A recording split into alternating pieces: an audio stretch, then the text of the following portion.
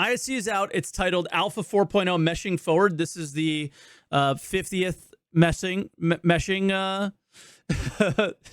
ISC we've had, and it kind of works. We have it in a PTU, so that's pretty cool. But hopefully this is the last one that we hear without having it fully on live and stuff like that, right? That would be the thing that I would hope, is that this is it. No more after this. But here we go. It's been a while since we had you in here. What's happened since then? Hi, Steve. Well, that guy has my energy. We all went back home and we didn't do anything for about a year and a half. And then feels like that. Suddenly we made server meshing happen. No. We've been busy. Busy taking all of the feedback and all of the data that we gathered during the last series of tech preview tests. We've really been developing the technology and making sure it covers all the use cases that the system requires. And rolling that forward into new and exciting stuff. What new and exciting stuff? Pyro? Like what? Are they teasing jumping to Pyro as the new exciting thing? It is exciting to do. So it's like, yes, but are they doing the teasing for Pyro 4.0 for the 15th year in a row like this is a thing? Or are they meaning like the 1.0 player station stuff? I'm gonna go with they're probably talking about the jump point detected. Jump point detected. Incroyable. C'est donc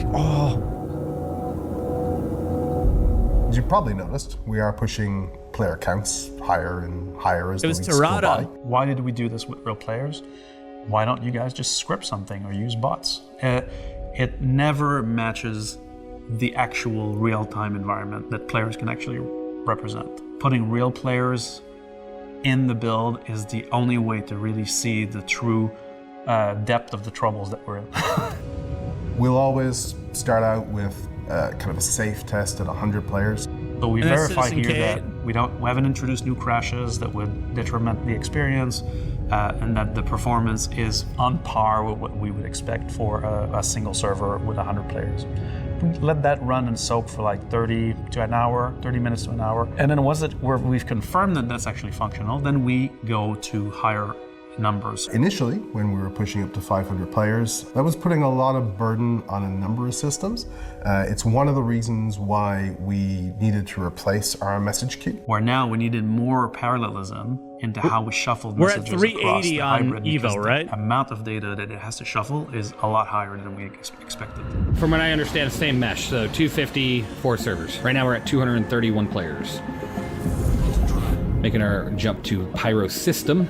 So we decided to take a couple of months out and completely rewrite it. We came back then with what you've heard us referring to as the replication message queue, or RMQ. So RMQ is a product of the UK networking team, so that's Clive Johnson, Dave Kaplan, Jordan Wood, Nathan Matthias, Santi Ortiz. Those guys, I mean, they really put their heads down, and I think they really delivered on something that is going to scale to the future. The intention of RMQ was to provide us with a more stable foundation. And going into the first test, because it being new code and it being written like specially for large volumes of messages, we expected it to perform better than NMQ. It didn't. RMQ is performing actually pretty good. The actual element that we identified back at the beginning of the year when we did our first server meshing test were actually solved, and we're now running at very fast speeds. But now there's other problems. But it revealed another layer of the onion. A lot of ships over here, so yeah, probably not working, which is too bad. And I have no idea what's going on. Oh, the FPS. Come on, come back to me. Load. We were disappointed that we were still seeing interaction delay. We were still seeing high latency. On the back end, we were seeing high levels of packet loss. You are clear to launch. Oh no, it's gonna lock me in. I might have to grab a smaller ship or something. Why am I locked in here? So this hangar might be busted. I just saw somebody else take off, so not all hangars are busted. That's not good. Interaction delay is caused by messages taking a long time to go through the hybrid. So when you press F to open a door or exit a ship, a message is sent from your client to the hybrid, then processes the message, and then sends it to a game server and back to your client. So this loop, when it's too slow and takes time, will manifest itself as an interaction delay. Now, what causes interaction delay from the hybrid's perspective is when we basically have a traffic jam on one thread. So the application is using multiple CPUs, but at some point in our code, the way we're processing it, we will be all jammed on one.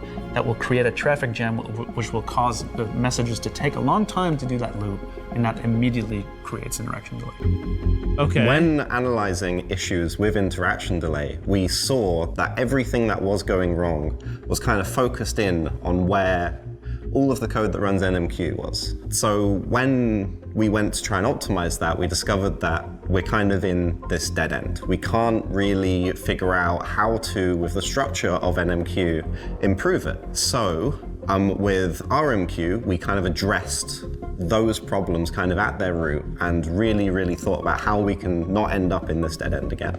That is the jump point. So we are going to... Oh, well, that is not the jump point. That is where we're going.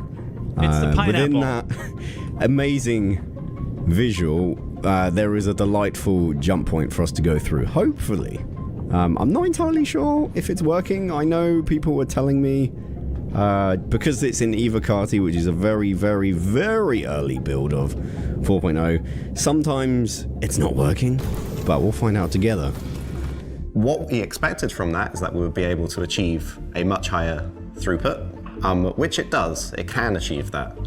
But by optimizing that, we see what was behind NMQ that was also causing issues, that wasn't getting the opportunity to really stretch its legs to the point where it was able to become an issue. NMQ was at a dead end.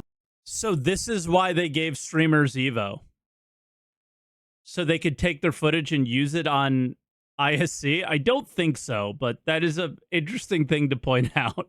Right, there wasn't... They don't have to gather their own footage anymore. So much we could do there, just to the nature of how that had been written.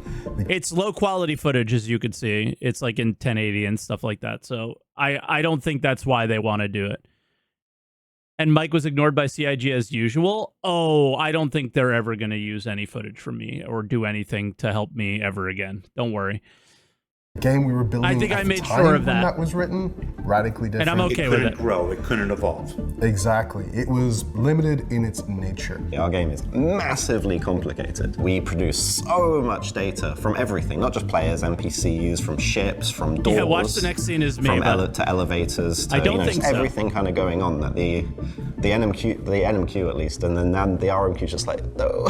So RMQ's focus was, yes, to immediately try and solve some of the issues we had seen, but also to provide us some room to grow. All right, we're about a third of the way through the video, and they're talking about stuff from maybe a month or two ago, which is the new RMQ stuff, which they've already done an SCL on.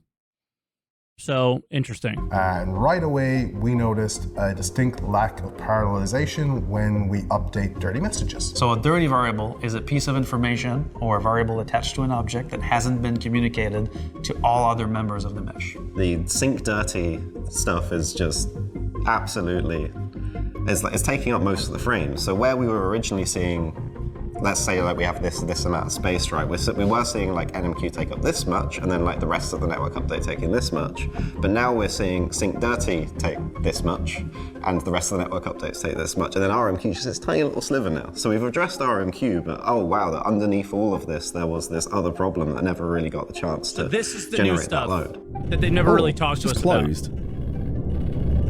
Huh. Oh no. Okay, lining up. Oh my god. Entry requirements met. Oh my word, this is happening. Tuning complete. Oh, the music is actually giving me shivers down my spine. It did for me too. So we fixed this by parallelizing the work or optimizing the work that's happening in that thread, but so that it goes faster. He is very bad chesty. And so there's multiple approaches to this, but the number one thing that we've been doing in the first series of tests have really been optimizing and parallelizing the work for synchronizing dirty variables. Parallelizing this allows us to add more lanes. It's just like going from a single lane road onto a highway. We can just handle much more at the same time. So the server needs to send out any change that happens to the game, you move, you shoot, and send it to every other client that can also see that entity. What happens is that then needs to go through every single client and go, oh, can you see this, can you see this, can you see this, can you see this?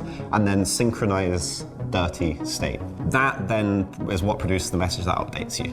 What's a really, really easy optimization to make there, especially at higher player counts, is we can just go, oh, every single client we can do at the same time. They're not modifying any data, they're just reading it, because that's what sending it out is. You're just reading the data. And reading the data just reading the data, not modifying it, means that we can run all of that information at the same time. So with not too much work, we can get a really, really big optimization. Oh, did they? Okay. Opening jump point. Guys, what the heck, man? This is next level. Entering jump tunnel. Dope. After that first wave of parallelization, we've seen some immediate benefits. It's feeling really good. Server's feeling good. Knock on wood, no server errors so far, no crashes, stuff like that. So I appreciate that greatly. We started to see reductions in those key metrics for interaction delay and game responsiveness and packet loss. That was quite a dramatic exit, I have to say. I got very lucky I didn't just get slammed into one of these asteroids. Can you hear me? Jump if you can hear me. I'll jump again if you can hear me. Oh, nice, you can hear me, let's go. Things were showing signs of improvement. So you've seen we pushed the player count up again. This was our first test going past 1,000 players. But you can't hear him. Pretty rapidly, we ran into the next bottleneck, which was the binds. And a bind, in very simple terms, is effectively the connection between your client and your view of the game world to the server's view of the game world. So if I see a coffee cup on the table in front of me, it's because my client, running on my computer, has bound over the network to the server's view and knowledge of the existence of that entity. All right, so here we go with more FPS drops. I'm glad they're showing it's primarily the metaphor. In a bad place. Terrible. Ooh, what is this? Open. Ooh, fuses. Down with your colony. In our game, we have a lot of entities. Last time I checked, Stanton was at well over 1 million in an average kind of game session, and numbers just get bigger and bigger as time goes on. Ivan said there were 1 million entities. That's like starter numbers, right? So, so that was just with Stanton. So Stanton, initially when we seed Stanton, so seeding is like just us putting all the initial state there, that is about 720,000 entities. I am at area 18. So now we're gonna have another experience. Oh my god. AI definitely feels a lot more variety. That's good. Looking good. Relax, pal. Just walk right through me. They're breaking up the conversation. After a little bit of soak time, so say a week, we see that very, very quickly grow to around 3 million entities per shard. So yeah, things grow pretty quickly, and like from there, we see things kind of continue to grow. This is kind of why we need like this big focus on like cleaning up entities and stuff like that. It doesn't just help the game; it also helps the network with the replication and the interaction delay. So in order to optimize the binds, what we need to do is properly assess what part of a big bind can be done in parallel with another so that they don't interact with each other. That allows us to go wide, use more lanes to go faster. The motorway is completely clear. We just can't get the things up the on-ramp fast enough. So what we're trying to do is basically It's the first time doing community footage like this, so so nice. With binds, what that means is we might have the same number of entities that we need to actually get that you want to see updated. But what we can try and do is try and do that faster. So with parallelization, with some clever optimizations, among other things, hopefully. progress is looking positive. So we've been working on a lot of the more like tedious little details, which has been like kind of like figuring out how we get information into our message queue in the most optimal way possible. But that's also setting us up for being able to then be very clever about how we parallelize the bytes. There we go. I just click on the left click on the mouse, so I open the tunnel. Here we go.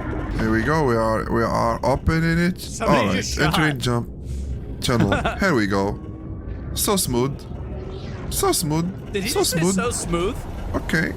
I am really excited to see this progress further. Already the jump gates feel really smooth and reliable to make use of. This is going to make a very exciting addition to the game when it comes to live, and opens up so many possibilities for the future. Everyone at CIG is doing an incredible job of bringing this to reality. Amazing work all round. All right, so now that I kind of let the FPS kind of catch up with me here, and I'm kind of trying to let all the shaders load, so that's probably hopefully a lot of what you're seeing is lag, and it's not just optimization issues, but it's starting to feel better now that I'm kind of just standing here for a moment.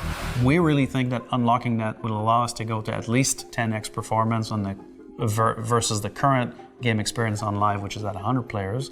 But this will also allow us to uncover more layers of the onion that we can optimize to go at even higher numbers on one single hybrid, which will allow us to go bigger, just like we did with RMQ from NMQ, just like we did with the dirty variables optimizations. Binds will allow us to go further, but it's not the end of the tunnel. We still have more work to do. All right, so like the short-term goal sounds like it's 1,000 players, which I think we're all kind of aware of at this point.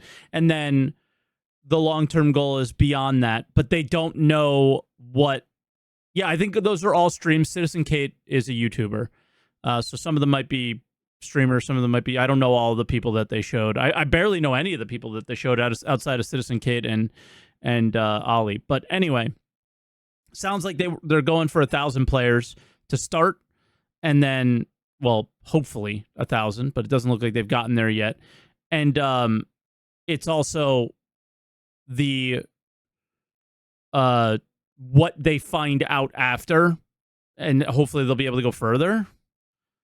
We'll see. To get even more player counts on one hybrid. All right. We're gonna see what's It's so inside much here. filled Oh up. my god. This is so crazy. Oh, too much light. Un joueur incroyable. Bonjour monsieur. The visuals are crazy. We want to push further, and the message from Chris is go as big as we can, as quickly as we can. We want to do that in a way that delivers a better feeling, more responsive game. We're not just going to jump to big numbers just because we can. There's nothing stopping us going and putting a couple more zeros at the end of the player cap, but that's not going to lead to a good experience until we continue to address the bottlenecks that we know we have. And the cuts are all over.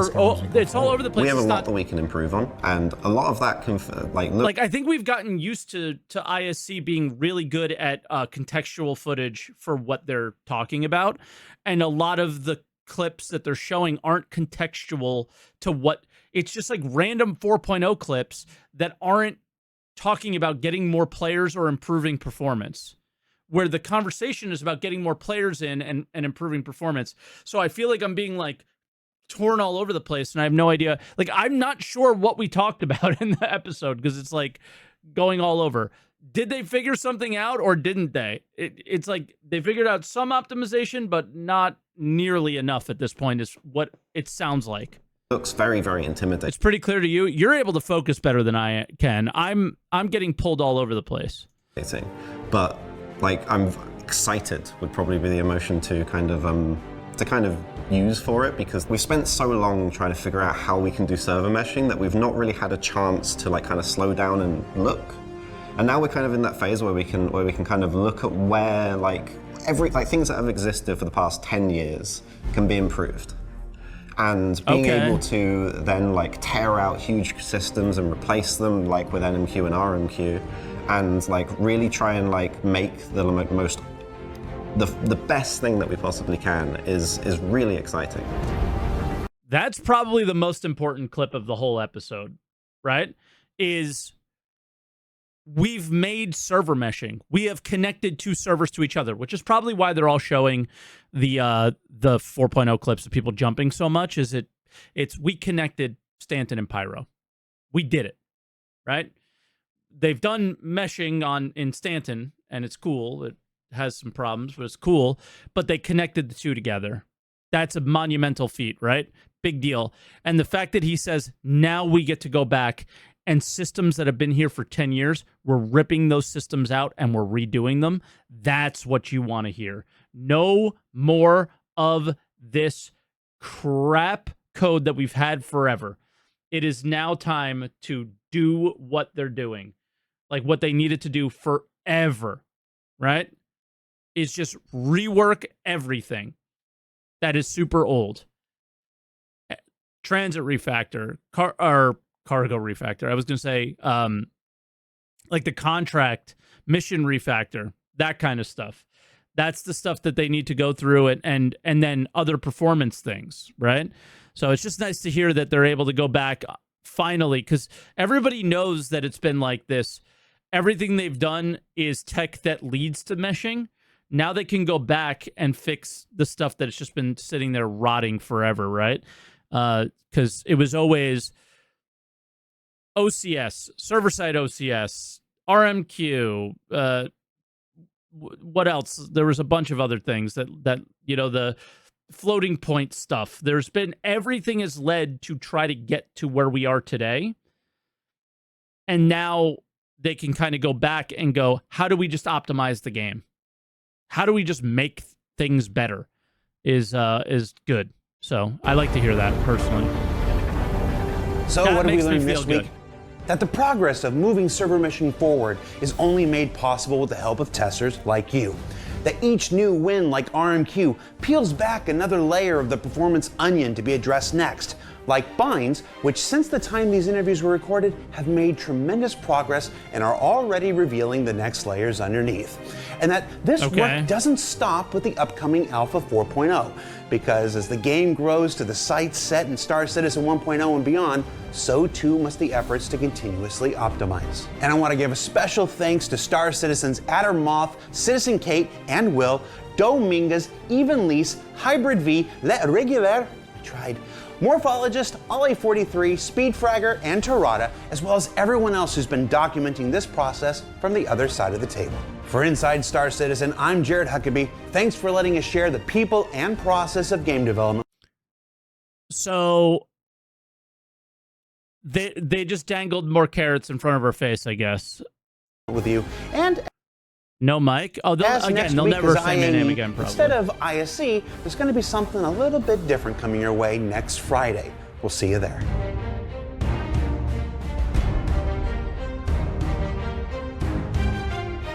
Something a little different, so ship sales stuff, probably. Think they're going to bring back that guy? What's his name? Probably. That's my guess. They bring back the dude. But I don't really know what to think other than what they said last, right? I'm just going to leave it there. I think whatever they said at the end is what I'm going to take from it. I don't really care what they were doing necessarily, but where they're going next is going back to optimizing the game, optimizing the engine and things like that, instead of constantly building towards server meshing. We have server meshing. So now it's all the optimization stuff that they need to do to take what we already have and make it better. I don't think we need a lot more. We need a lot more players. We obviously need things like some of the tech that was shown at CitizenCon. I do believe that what was the thing that Ian Starchitect? Yeah. That kind of stuff is the stuff that the game needs to be able to handle, right? What I'm afraid of with stuff like Starchitect is how many entities are we going to have now, right? If you're adding thousands of things to the game, what is the normal seed going to be like of Stanton? What's a normal seed going to be like of Pyro? Maybe he'll be able to answer that tomorrow, because that's what Star Citizen Live's about. But in general, we need a better video game. right? We have a really, really strong, like, art, maybe even lore, you can argue a little bit, and then the just general scale is wild, right? But if they're able to optimize and make the experience just smoother, less hiccups and things like that, it'll be just generally better. And then all you have to worry about is just somebody focusing on designing a video game, right? Which is a lot of what they talked about at CitizenCon this past year. That does seem to be a bit of a focus with Sandworm boss gameplay and the whole org thing and all the UI stuff for Moby-Glass and everything like that. So it really comes down to making the game less of a chore to try to experience, right? There is quite a bit to experience there. The theme at CitizenCon was tying those experiences together. The theme of this ISC was just making that experience less painful, I think. So fingers crossed that's the case, and we feel that relatively soon, and they do make progress quickly. But I mean, we just don't know. So I'm not going to sit here and cry and complain about it. They have been putting out patch after. Somebody just typed in chat, we currently have 2 goals today. We're working on a new 324 build and an Evo build. Like, they are putting out patches after patches after patch every day. They're working really hard, and that's it. That's all you can ask for.